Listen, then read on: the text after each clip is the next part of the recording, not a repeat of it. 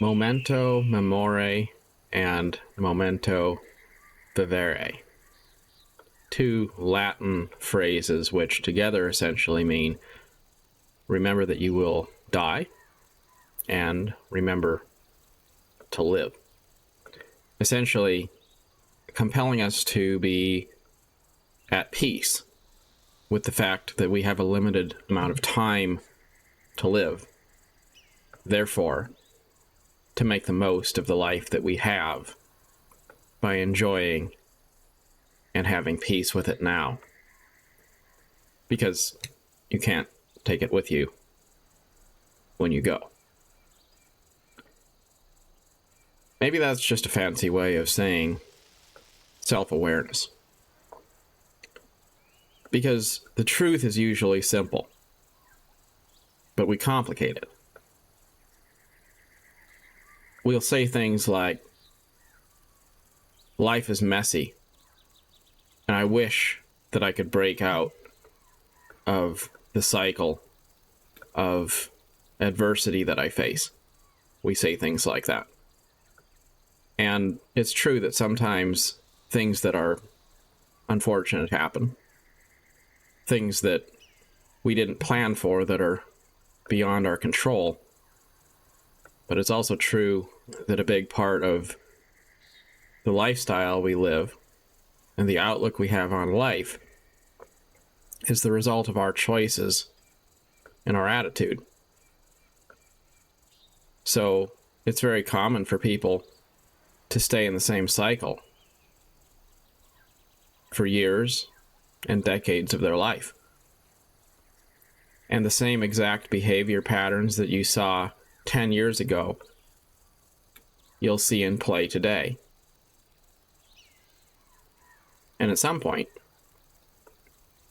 it's not really about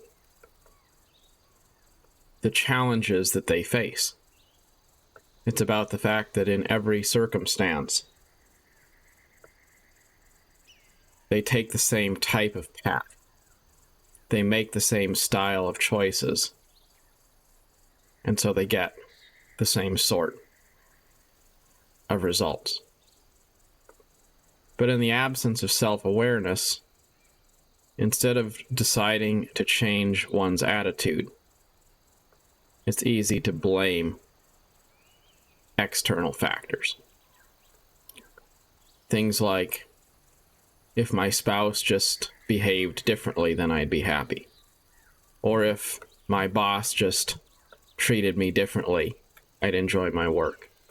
Or if people just did what I wanted, we'd get along better. Instead of being in control of your own faculties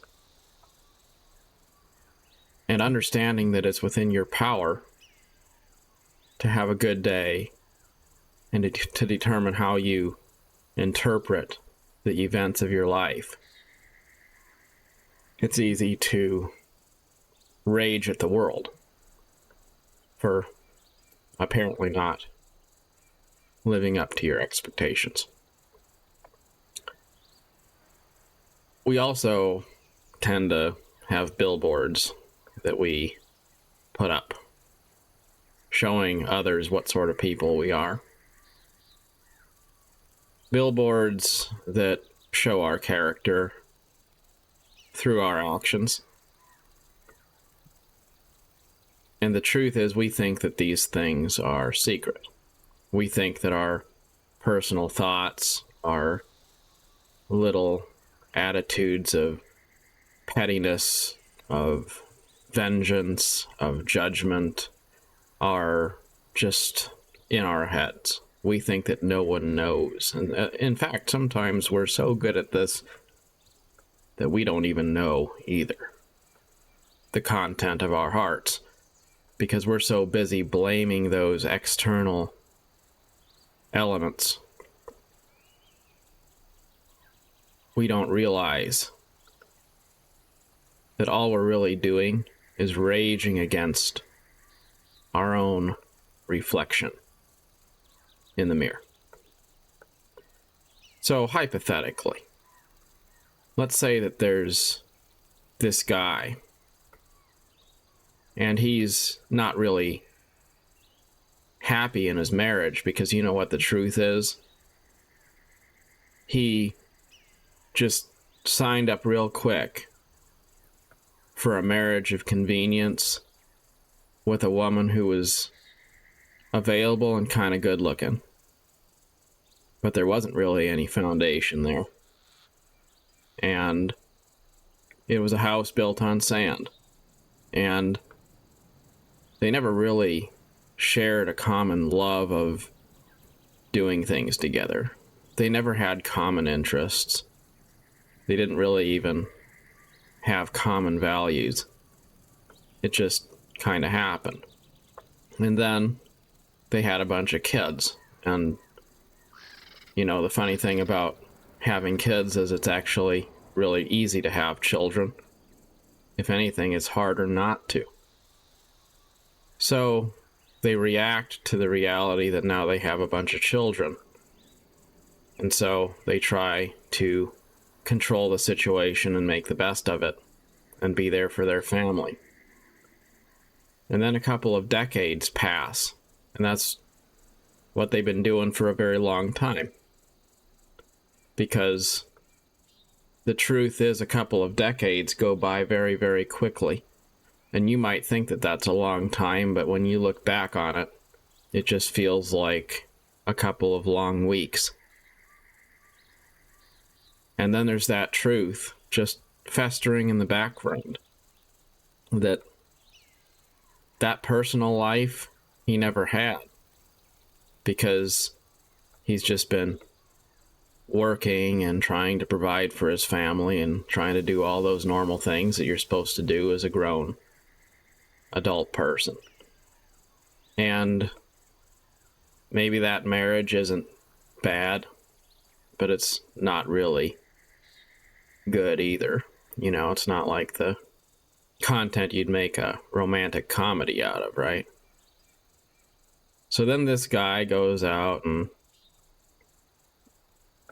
as he works up in his career, he has the ability to control and influence more people's lives. You know, maybe he encounters some other women who he, if he was honest, he would know he has a crush on. But you can't be honest about those kinds of things when you're a married man. So he has respectful working relationships here and there with women, and somewhere in the background there's that thought of, you know, maybe I would have had a better time in life if I would have held out and, you know, married that person. Because, you know, maybe that's a person that he actually liked, you know. Those kinds of things, you know. And the thing about these sorts of thoughts is it's not like it's 100% you think this. No. It's more just there's these low-level thoughts that are in the background of our consciousness, and they dictate the sort of actions that we engage in. And we don't even know that these low-level background thoughts are running and percolating and manifesting themselves in our actions. So then maybe it's time to give one of these women that he likes a promotion, so he does that, you know. There's something they call the Peter principle, where you can promote someone above their level of competence. And the easiest way to fall victim to that is when someone doesn't want to necessarily move up, but you want them to. So you plant the seed and you encourage them and you enable them to do something they wouldn't otherwise be able to do. But maybe it's not the right thing for them. And when people start to have the attitude of favoritism, they're the most likely to do that, because you'll have someone who's the boss and they like that person, So they put blinders on and they say, well, that person could do that job, no problem. And the truth is, they know that that person's level of experience or competence does not put them into the criteria of being able to do the job. But somehow that person gets the job anyway. You know, and maybe that person got the job. No, they're not sleeping around. They're not doing anything scandalous, but somewhere deep down inside, this guy, you know, the boss with the unhappy marriage that spends long hours at work so he doesn't have to face his family that frustrates him. You know, he hires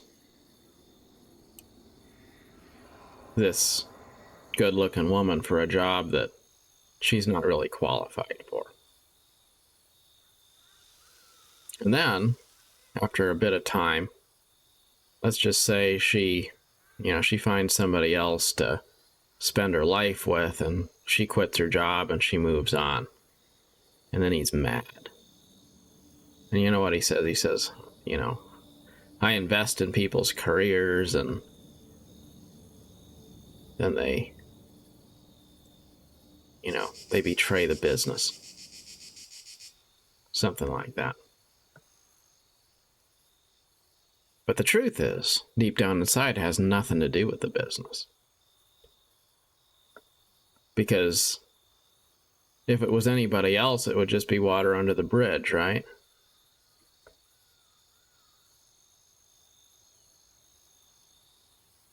But it's not water under the bridge because on a foundational level, he didn't give that woman a job because she was qualified. He gave her a job because he had a crush on her. And then when she failed and she moved on and stuff, well, now he's mad because this woman he liked and wanted to like by demonstrating control over, well, she moved on because on some level in his mind, she wasn't expendable. But in her mind, he was just some boss, you know? She had no problem moving on when she realized she was in over her head, right? So you see, there's that perception that something's all about business, but is it really? Or is it actually just a big billboard saying you haven't learned how to truly enjoy your life now? You spent your whole life building castles in the sand and then getting angry at the consequences, raging against people who fail to meet your expectations, and working long hours so you don't have to face the reality that you didn't ever invest in the right kind of family life, realizing that you always passed up amazing opportunities for things that give you wealth or power or control at the expense of happiness and peace and joy. It doesn't really apply to just one person. It's just something that happens. And our lives get to be these matrices of deception. We're angry at people because the truth is something we just can't ever acknowledge. Because if we acknowledged the truth, if we did a deep dive and we truly made a point to come to a full understanding of the inner workings of our own mind, then we'd have to face a lot of things that are inconvenient truths. the truth that after you've finished building a house on the sand, there comes a time when maybe that house on the sand has stood with a lot of shoring up and work and effort and grinding. You can make that building that was built without a good foundation work. And yet you know that if you would have just been more selective in how you built, the problems that you're going to have to continue to face would just not be problems you have to worry about. And you realize even if you can save that structure and you can shore it up and you can make it stand, you can't build as high up as you might be able to build if you were adding levels to a structure that was grounded firmly in the right kind of bedrock. These are truths, that our lives have consequences.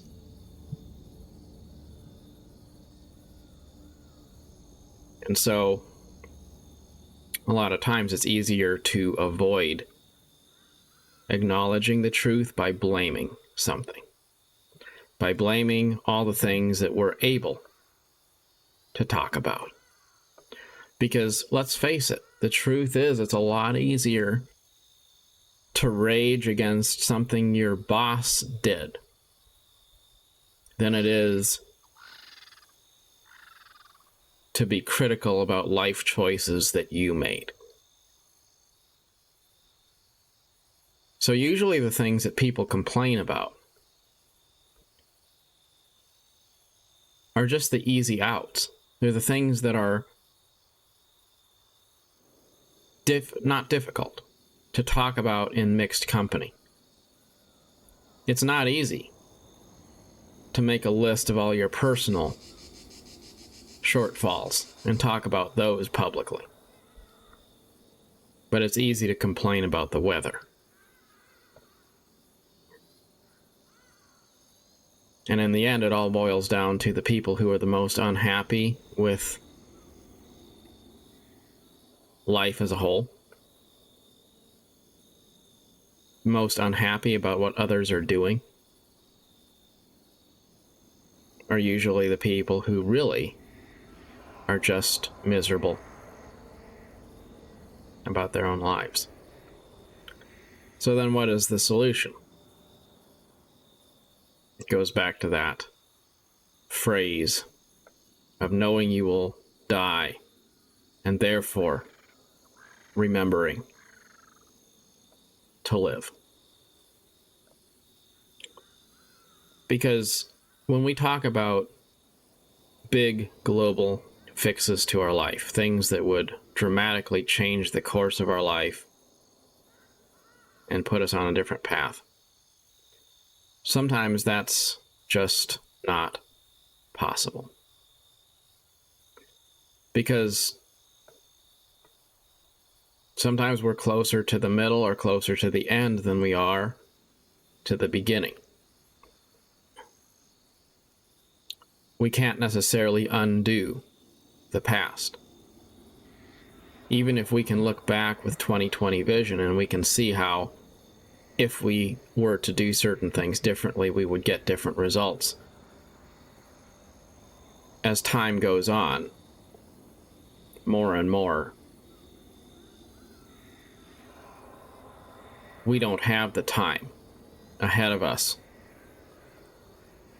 to apply those lessons which we have learned. Which, by the way, is one good reason to invest in sharing those life lessons with others, because maybe you don't have time to apply some lessons you've learned, but that doesn't mean you can't get value out of helping to give guideposts to others. But the great fixes in our life are not things that rewrite the story. They are things we can do today which deliver an absolute, immediate, bottom line improvement in us spiritually. You can change your attitude today in a way that is going to ultimately make today a better day for the rest of today. You can choose to be honest about things and direct about things and let go of the drama, let go of the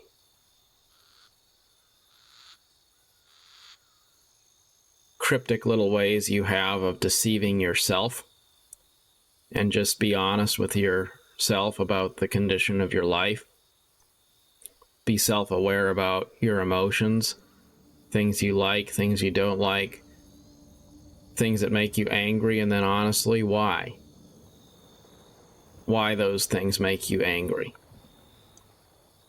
Why those things make you react the way you do? Be more aware about what it is that makes you you, so that you can process that, accept it, and then move on.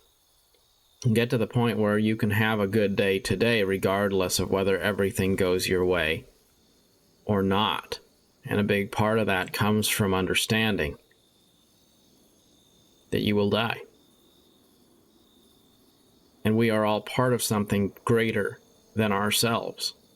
So it's okay if my life's experience is not perfect, because others will have the opportunity to have good experiences, which will offset the moments in my life which aren't what I wish they were. For every person who grows old, there is another person who enjoys the prime of youth. And when we view others' success as an extension of our own, that takes the sting of death and mortality away. And when we're aware of the levers that are at work in our minds, in our hearts, in our spirits, behind the scenes, then we're less likely to blame other people and blame external factors for things which are actually personal. You look really stupid when you're blaming other people for things that are just you. But when you acknowledge that, then you can change your attitude. Changing your attitude today means you have a better life right now. Even if you die later on today, then you had a better life for the rest of this last day on Earth. The point is, life is like a pyramid, maybe a pyramid scheme, where we're always adding more layers of complexity to shield ourselves from having to face the common truth, which is right in front of us, which we can see clear as day. And as long as we're busy adding more layers of bureaucracy on, then we don't have to face the truth of our lives. And yet, no matter how much more layers we add,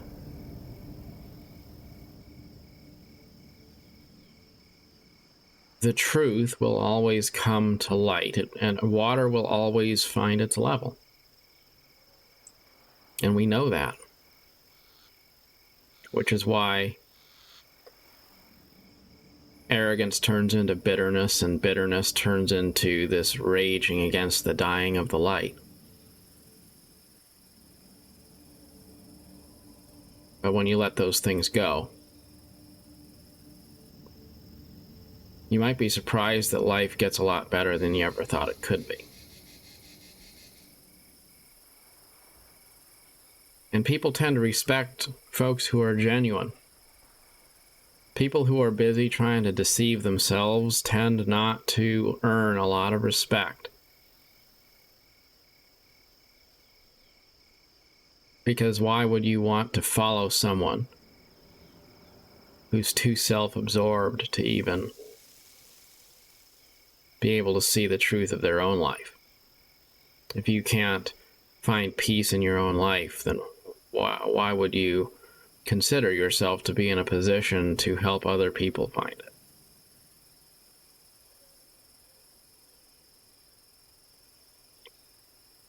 And it's a weird paradox. The more you let go, the more you're likely to find the things that you're looking for. So always strive to have peace in your life first, to be self-aware and accepting of the entirety of who you are. And then let go of anger, let go of the desire to manipulate others and shape them to your will. Let go of all those things that you do, which give you excuses to make yourself a victim instead of